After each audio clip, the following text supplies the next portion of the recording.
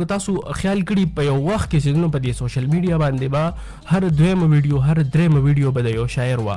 او هغه به چې پای کې به یو خپل کلام به ویلو او یو داسې سیډ غونته کې میوزیک به پې لګولو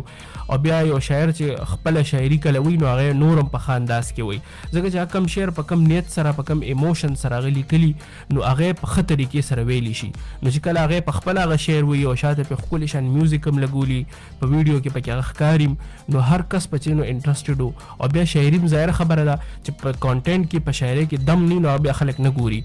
دغه ویډیوز چونکې انټرسټډ وو هر چا به کتلم او خلک ته ډېر متاثر هم شو بیا داسې خلک چې هغوی د څه شاعران نه مو نو هغوی هم چې د نو شاعرانو سره یې ناسته پاسته شروع کړه هر یو کس به ورلتله ویډیوګانې به یې هم کولې د هغه شعرونه به یې هم چې د نو اورېدل او دا تقریبا دا سلسله اوس هم روانه ده دا نه ده چې ودرېدلې ده خو یو وخت کې که تاسو خیال کړي په دې سوشل میډیا به دا ډېر زیات و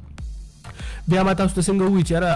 داسې خلک چې هغوی شاعرۍ سره د دې د وجې شوق پیدا شو نو هغوی داسې مات ګوټ شعرونه هم شروع کړه نو څه خلک پکې چې نو داسې ناڅاپي شاعران هم شو او څه خلک پکې دی چې د نو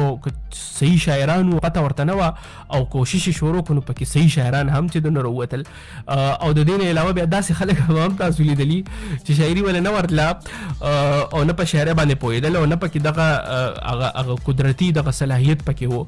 نو هغوی بیا ګډې وډې شعرونه شروع کړل نو هغه ډېر زیات مشهور شو تاسو کتل نو مقصد زما خبره دا دی چې یاره ادب چې دی نو ډېر اثر لري په خلکو باندې نو د دغې وجې نه زما پوینټ دا دی چې چونکې اثر ستاسو ډېر زیات سیوا دی نو تاسو دغه خپل انفلوئنس دغه خپل اثر چې دی نو دا یو په ډېر ښه طریقې سره تاسو استعمالولی شئ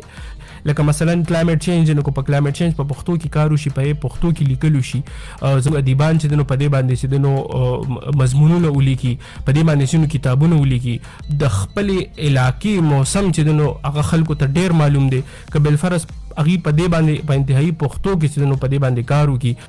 نو ښه خبره نه ده چې زموږ خلک ته خبرې شي بیا به زموږ خلک چې دی نو کلایمټ چینج هم وپېژني او د کلایمټ چینج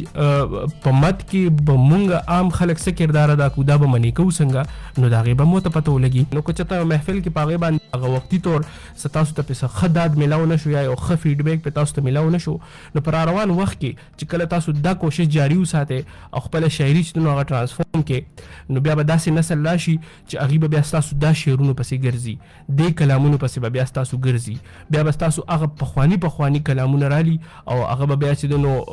هغه به اپریشیټ کوي هم او هغه به شعر کوي هم او هغه به په خپله به م وایي او په خپله به د هغې په مطلب باندې ځان پوهوي خوشحالېږي به م